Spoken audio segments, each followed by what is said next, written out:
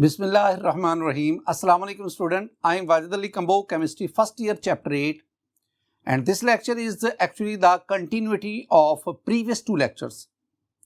In previous two lectures we studied the Le-Chatelet principle, its statement, effect of change in concentration, effect of change in pressure volume. And in this lecture we are going to study the effect of change in temperature and also the effect of fading catalyst. Common student, let us study the effect of change in temperature. Student, effect of change in temperature, इसको study करने से पहले कुछ बुनियादी बातें, basic concept. अगर किसी भी टॉपिक में ना, जो मैं शुरू में आपको बेसिक कॉन्सेप्ट समझाता हूं ना, अगर आपकी इन पे ग्रिप हो जाए ना, तो पूरा टॉपिक आपके लिए समझना वो आसान हो जाता है. और मैं अक्सर स्टूडेंट से कहता हूं कि एक अच्छा लर्नर स्टूडेंट, यानी वो स्टूडेंट जो अच्छी तरह बात तवज्जो से सुनता है, उसका सबूत क्या है कि उसको बात समझ आ गई है. उसका सबूत बहुत सिंपल है कि वो उसी टॉपिक को किसी और को समझाए कॉन्फिडेंस के साथ और मुकम्मल तौर पर वो टॉपिक समझा दे. अगर आप समझ के किसी और को समझाने की सलाहियत रखते हैं और आप सब समझा जाते हैं कॉन्फिडेंस के साथ, इट मीन्स कि आपने अच्छी लर्निंग की है. और लर्निंग के लिए देखा करें कि आपको टीचर जो है वो किस सीक्वेंस में पढ़ा रहा है, कौन सी बात. ये जो बात शुरू में चाहिए, जो बेसिक कॉन्सेप्ट चाहिए, वो हम समझाते हैं और उस कॉन्सेप्ट की बेस पे आगे हम एक्सप्लेनेशन देते जाते हैं. तो जरा बुनियादी बातें तो समझे ना स्टूडेंट. मेरे पास ना ये एक रिएक्शन है A+B और इधर मैं हीट ऐड कर देता हूं. दीज आर द रिएक्टेंट्स, ये रिएक्टेंट्स हैं. और रिवर्सिबल रिएक्शन, ये मेरे पास C+D, इन्हें मैं प्रोडक्ट्स कह रहा हूं. अब जरा देखिए, this one is a reversible reaction. This reaction is eight equilibrium state. Equilibrium state में आपके पास जो कंपोनेंट ऑफ रिएक्शन है वो क्या है? The component of the equilibrium system. मैं क्या कह रहा हूं? मैं आपसे शेयर कर रहा हूं कंपोनेंट्स ऑफ इक्विलिब्रियम सिस्टम. तो कंपोनेंट्स क्या है इक्विलिब्रियम सिस्टम में? एक तो आ गए रिएक्टेंट्स, एक आ गया प्रोडक्ट, और तीसरा एक और भी कंपोनेंट हमने आई लिख दिया, and that is the heat. तो heat is the component of equilibrium system. अब आप इसमें देखें, इसमें हीट जो है वो रिएक्टेंट साइड पे है. तो ऐसा रिएक्शन जिसमें हीट रिएक्टेंट साइड पे होगी ना, यानी हीट देंगे तो रिएक्टेंट प्रोडक्ट में कन्वर्ट होगा. तो this one is the endothermic reaction. Endothermic reaction. इसके बरक्स अगर मैं यूं लिखूं, अगर मैं इधर लिखूं reactants, I mean A+B, reversible reaction, products, I mean C+D, plus heat. अब मैंने हीट को प्रोडक्ट साइड पे लिखा. आई मीन जब रिएक्टेंट प्रोडक्ट में कन्वर्ट होंगे, जब रिएक्टेंट्स प्रोडक्ट्स में कन्वर्ट होंगे तो हीट रिलीज होगी. तो ऐसा रिएक्शन जिसमें हीट रिलीज होती है, that is called the exothermic reaction. This reaction is endothermic reaction. अब जरा एक दो बातें ना, पहली जो बुनियादी कॉन्सेप्ट आपको मैं समझाना चाह रहा था वो यहां पे खत्म हो गया. अब जरा एक और बात सुनिए. ये ऊपर वाला जो रिएक्शन है, अगर मैं टेम्परेचर चलें दोनों की बात हम कर लेते हैं, दोनों रिएक्शन की बात कर लेते हैं. अगर मैं टेम्परेचर इंक्रीज करता हूं, टेम्परेचर इंक्रीज का मतलब क्या है कि हम सिस्टम में हीट ऐड करते हैं. When temperature rise in temperature mean heat is added in the system. जब आप सिस्टम में हीट ऐड करेंगे बाय राइजिंग द टेम्परेचर, यानी राइज ऑफ टेम्परेचर, टेम्परेचर बढ़ाएंगे, ये रिएक्शन फॉरवर्ड जाएगा, हीट मिलेगी, रिएक्शन फॉरवर्ड जाएगा. लेकिन अगर एक्सोथर्मिक रिएक्शन, उसमें टेम्परेचर राइज करेंगे तो रिएक्शन किधर आएगा? रिवर्स. ये बात ही तो इस पूरे टॉपिक का बुनियादी नुक्ता है. इसके बरक्स अगर मैं ड्रॉप ऑफ टेम्परेचर करता हूं, टेम्परेचर कम करता हूं, अगर मैं drop of temperature. Drop of temperature mean मैं सिस्टम से हीट विड्रॉ कर रहा हूं, हीट निकाल रहा हूं। अगर मैं हीट विड्रॉ करूंगा तो ये रिएक्शन किधर आएगा, रिवर्स। अगर मैं हीट विड्रॉ करूंगा तो ये रिएक्शन किधर जाएगा, फॉरवर्ड। ये बातें अगर आपको समझ में आती है ना तो आगे समझाना मेरे लिए बहुत आसान होगा। चले मैं और आपकी मुश्किल आसान करता हूं। जो ऊपर मैंने आपको बातें समझाई है ना, इसको एक मैं सेंटेंस की सूरत में लिख देता हूं।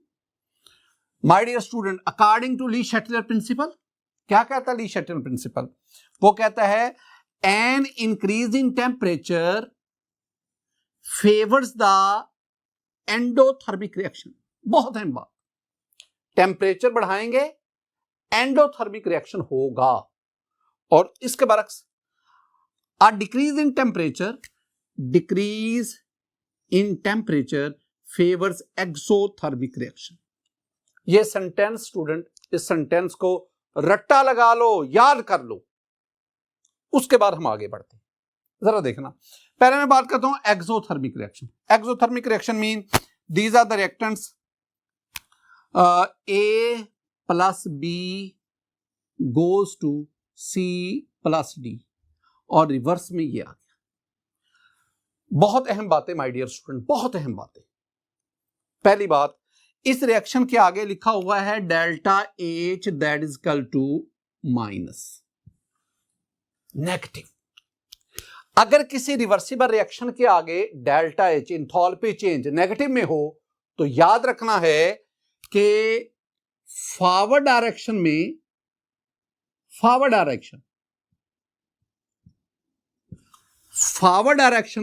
वो रिएक्शन है एक्सोथर्मिक।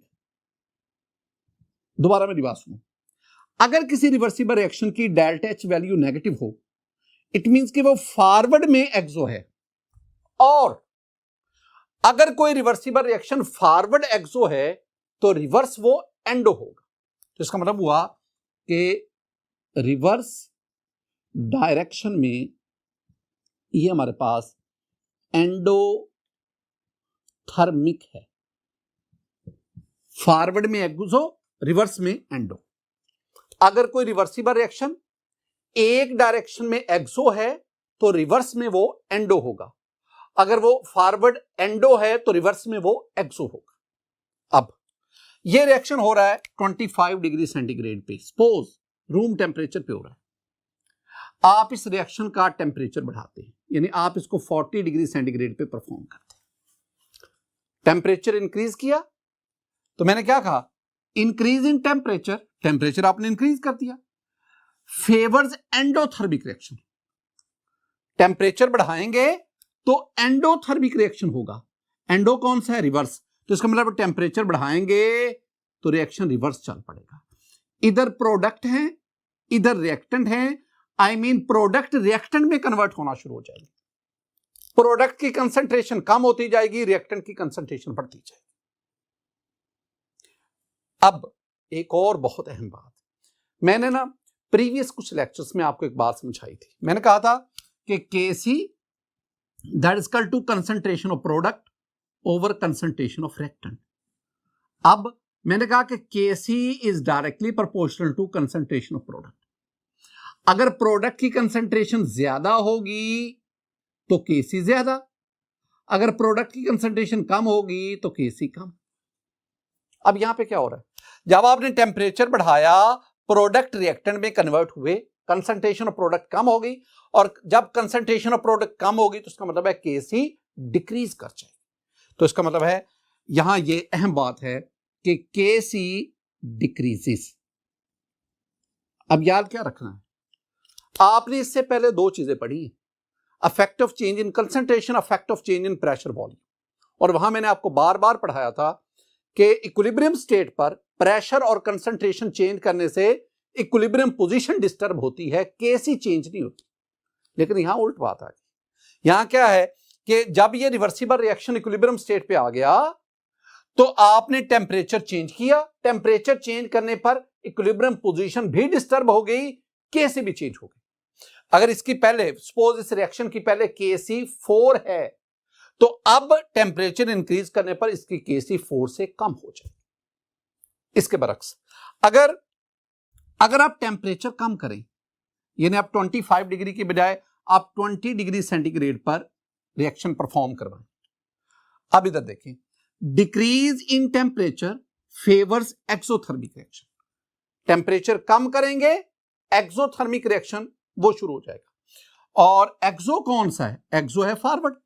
इसका मतलब है कि अगर आप टेम्परेचर कम करेंगे, रिएक्शन फॉरवर्ड जाएगा, और रिएक्टेंट किस में कन्वर्ट होते जाएंगे? प्रोडक्ट में। प्रोडक्ट में कन्वर्ट होने का मतलब है कंसंट्रेशन ऑफ प्रोडक्ट इंक्रीज करेगी और यूं केसी इंक्रीज करेगी। तो हम इसमें क्या कहेंगे? हम कहेंगे केसी इंक्रीजेस।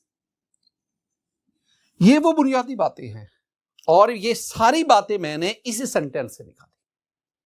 अब जरा मैं आपसे कुछ बातें पूछूंगा। स्टूडेंट, मेरे पास ये एक रिएक्शन है, जिसमें carbon monoxide, this one is a gas, when treated with steam, what in gaseous state, it forms carbon dioxide, CO2. You know this one is the gas along with hydrogen. This one is also a gas. My dear student, अगर आप इसकी delta H value देखेंगे ना, वो है -41.84 kilo joule per मोल। ये देखो, पहले देखें, this one is the reversible reaction. ये रिवर्सिबल रिएक्शन है और डेल्टा H नेगेटिव का मतलब है कि forward reaction is exothermic. Forward reaction exothermic delta H में। और अगर फॉरवर्ड एक्सोथर्मिक होगा तो रिवर्स रिएक्शन जो है ना, reverse reaction, my dear student, जो रिवर्स रिएक्शन है दैट विल बी एंडोथर्मिक। ये अभी हमने पढ़ा। अब सपोज ये रिएक्शन हो रहा है 70 डिग्री सेंटीग्रेड पे। सपोज अगर आप टेम्परेचर बढ़ाएं, आप 100 डिग्री सेंटीग्रेड पे इसको परफॉर्म करें, या ये रिएक्शन हो रहा है जी 170 डिग्री सेंटीग्रेड पर, आप इसको 200 डिग्री सेंटीग्रेड टेम्परेचर बढ़ाते हैं।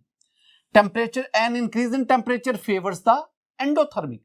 तो इसका मतलब एंडोथर्मिक कौन सा है? एंडोथर्मिक का रिवर्स का मतलब है कि ये दोनों आपस में रिएक्ट करके कार्बन मोनोऑक्साइड और वाटर बनाते जाएंगे, और जब प्रोडक्ट कम होंगे तो हम कहेंगे केसी डिक्रीजेस। टेम्परेचर चेंज ना सिर्फ इक्विलिब्रियम पोजीशन डिस्टर्ब करता है बल्कि केसी भी चेंज करता है। और इसके बरक्स अगर आप टेम्परेचर कम करें, 170 के बजाय इसको 150 डिग्री सेंटीग्रेड पे परफॉर्म करें, तो अ डिक्रीज इन टेम्परेचर डिक्रीज कर दिया। इसका मतलब अब आप हीट रिमूव करवाएंगे। अ decrease in temperature favours exothermic, और एक्सो का मतलब क्या है? फॉरवर्ड। तो रिएक्शन किधर जाएगा? फॉरवर्ड का मतलब है प्रोडक्ट और बनता जाएगा, और प्रोडक्ट और बनने का मतलब है केसी इंक्रीजेस। माय डियर स्टूडेंट, ये दो चीजें हैं जो आपने ध्यान में रखनी है। अब आए, पहले तो हमने पढ़ा था ना एक्सोथर्मिक, अब आए एंडोथर्मिक रिएक्शन की तरफ। कैसे? ये मेरे पास है A plus B, these are the reactants.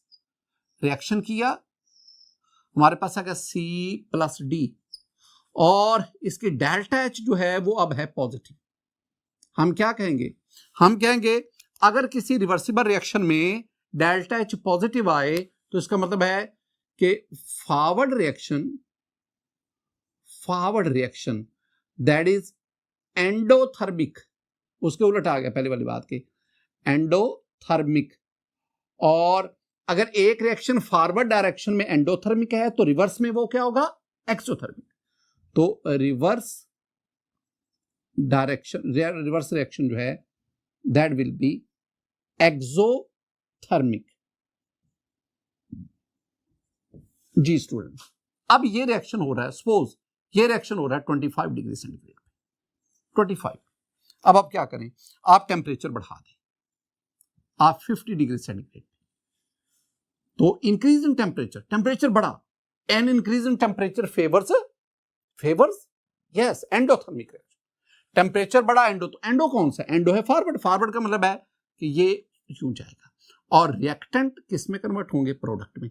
Product की कंसंट्रेशन बढ़ेगी, प्रोडक्ट की कंसंट्रेशन बढ़ने का मतलब है केसी इंक्रीजेस।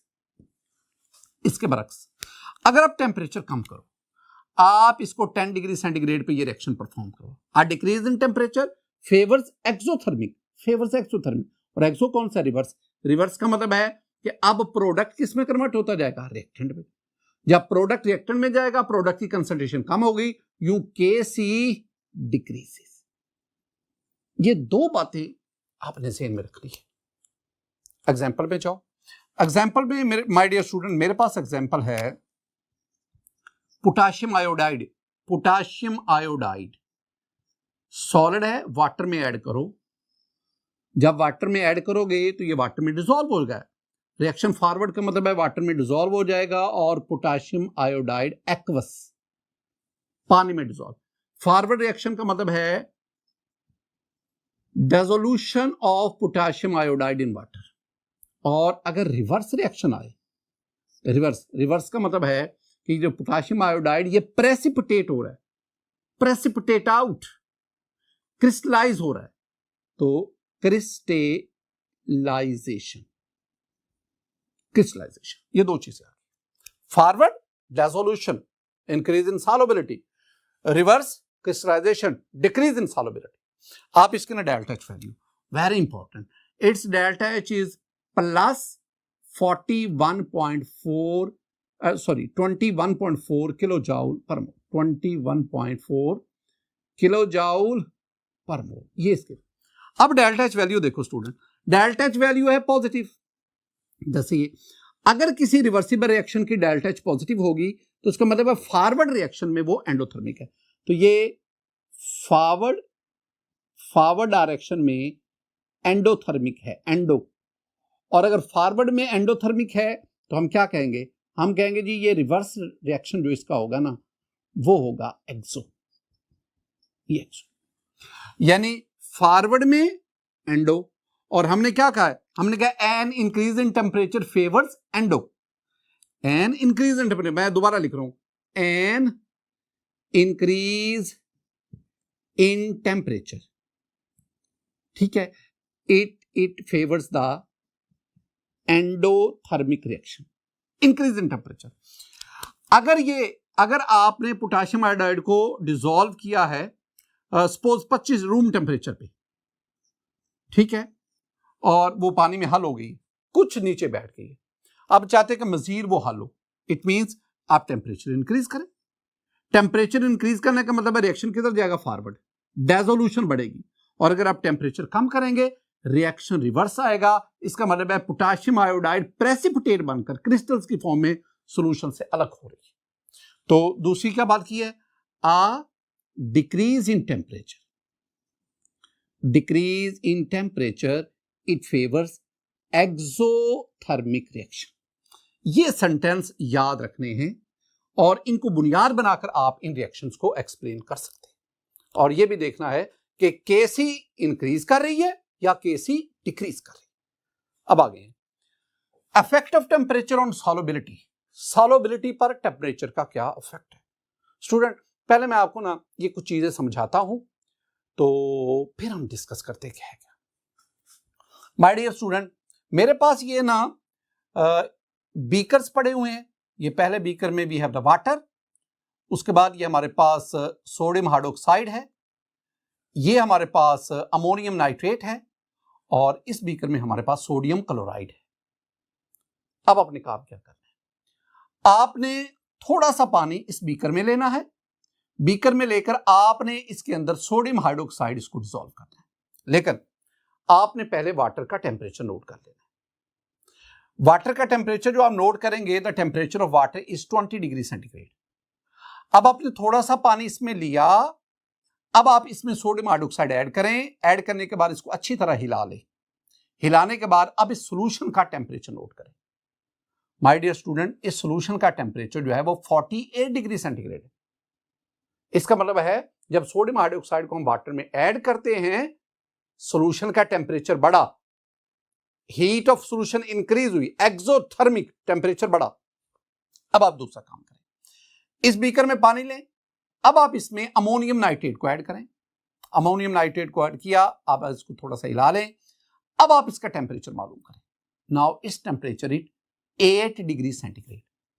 20 वाटर का था, अब 8 हो गया, कम हो गया, टेम्परेचर डिक्रीज कर गया।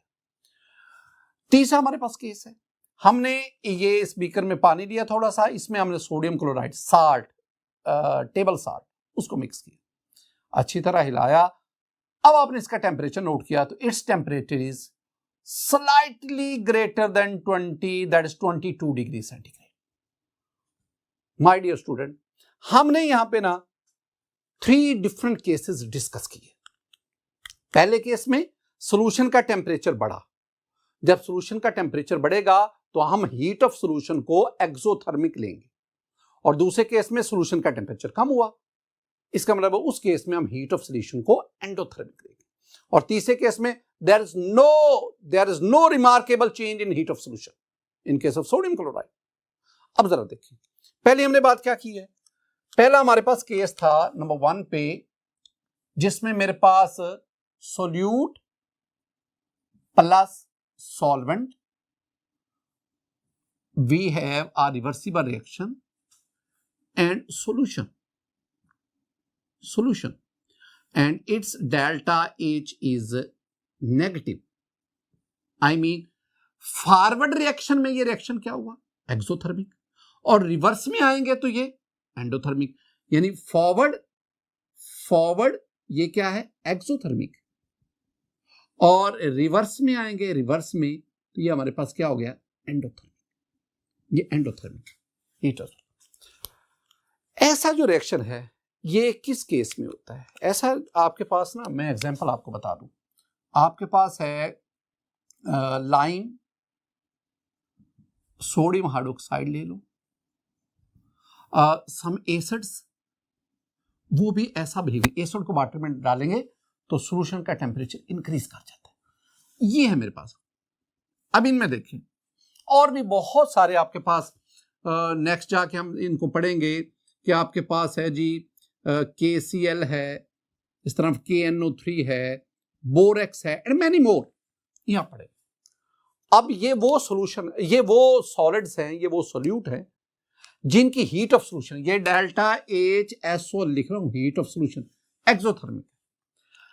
अब ना अगर रिएक्शन फॉरवर्ड जाएगा इनकी सॉल्युबिलिटी बढ़ेगी, मजीद डिसॉल्व होते जाएंगे, रिएक्शन रिवर्स आएगा सॉल्युबिलिटी कम होगी, ये याद रखना है। फॉरवर्ड का मतलब है सॉल्युबिलिटी बढ़ेगी और रिवर्स का मतलब है सॉल्युबिलिटी कम होगी, और फॉरवर्ड कौन सा है, एक्सो है। अब मैं आपसे क्या कहता हूं, मैं कहता हूं टेम्परेचर बढ़ाएं, टेम्परेचर बढ़ाएं, N increase in temperature endothermic, इसका मतलब है टेम्परेचर बढ़ाएंगे रिएक्शन किधर चल पड़ेगा, रिवर्स चल पड़ेगा, रिवर्स चल पड़ेगा। कैसे, जरा देखना, मेरे पास ना ये एक सॉल्यूशन है, ये वही सॉल्यूशन है जिसकी हीट ऑफ सॉल्यूशन जो है वो एक्सोथर्मिक है, डेल्टा H सॉल्यूशन नेगेटिव है। अब सोल्यूट इसमें डिसॉल्व है, सॉल्वेंट में सॉल्यूशन बन चुका है। अब मैं क्या करता हूं, मैं इसको मजीद हीट करता हूं, मैं इसका टेम्परेचर इंक्रीज करता हूं, हीट करता हूं। जब मैं हीट करूंगा ना तो आप देखें कि इसमें ये जो सोल्यूट है वो प्रेसिपिटेट बनकर नीचे बैठ रहा है। सोल्यूट का प्रेसिपिटेट बनकर नीचे बैठने का मतलब है कि सॉल्युबिलिटी कम हो रही है। इसके बरक्स अगर मैं इस सॉल्यूशन को ठंडा करूंगा, टेम्परेचर कम करूंगा, टेम्परेचर कम करेंगे तो वही प्रेसिपिटेट जो नीचे बैठे थे वो अब इसमें डिसॉल्व होना शुरू हो जाएंगे। इसका मतलब है टेम्परेचर बढ़ाएंगे, टेम्परेचर बढ़ाएंगे, रिएक्शन रिवर्स आएगा, और रिवर्स का मतलब क्या हो गया, सॉल्युबिलिटी डिक्रीज करेगी, क्रिस्टलाइजेशन होगी, प्रेसिपिटेट बनेंगे, और अगर आप टेम्परेचर कम करेंगे, सॉल्यूशन को ठंडा करेंगे, रिएक्शन किधर जाएगा, फॉरवर्ड, और फॉरवर्ड का मतलब है मजीद से मजीद सॉल्यूट उसमें डिसॉल्व होता जाएगा। इसके बरक्स अगर मैं दूसरी बात ये करता हूं, मेरे पास है solute plus solvent, reversible solution. Now the heat of solution, delta H solution, delta H solution is positive, यानी फॉरवर्ड रिएक्शन एंडो है, फॉरवर्ड जो है वो एंडो है, और जो रिवर्स रिएक्शन है, मैं बार बार लिख रहा हूं इसको, वो है एक्सो, रिवर्स एक्सो, फॉरवर्ड एंडो, रिवर्स एक्सो। अच्छा एग्जाम्पल जरा है, एग्जाम्पल में मेरे पास है इसमें यूरिया, मेरे पास है glucose, lithium chloride, lithium carbonate and many more. We have a lot of example here. जरा बात को समझना माय डियर स्टूडेंट, मेरे पास ये ना ग्लूकोज का सॉल्यूशन है। ग्लूकोज के सॉल्यूशन में ग्लूकोज पानी के अंदर हल है। This one is the saturated solution. अब आप क्या करें, आप ना मजीद इसमें ग्लूकोज ऐड करें। ये ऐड किया, वो ग्लूकोज नीचे बैठा गया। अब आप चाहते हैं कि वो ग्लूकोज भी इसमें डिसॉल्व हो जाए, तो अब क्या करें, आप इसको हीट करें, टेम्परेचर इंक्रीज करें।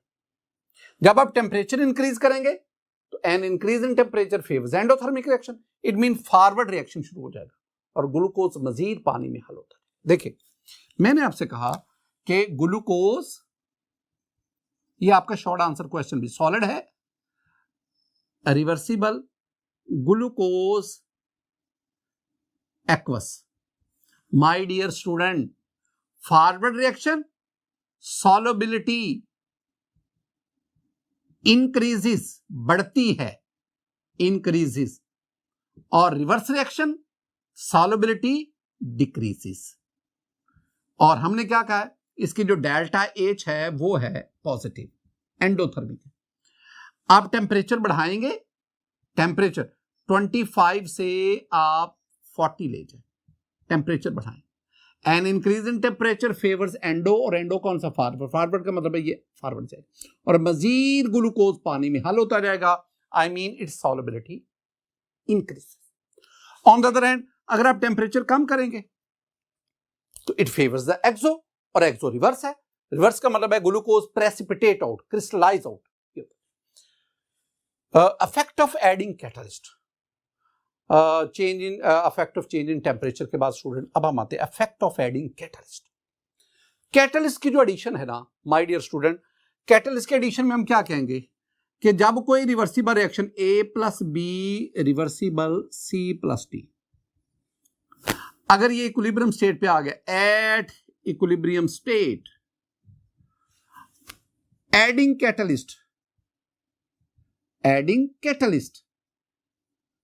does not affect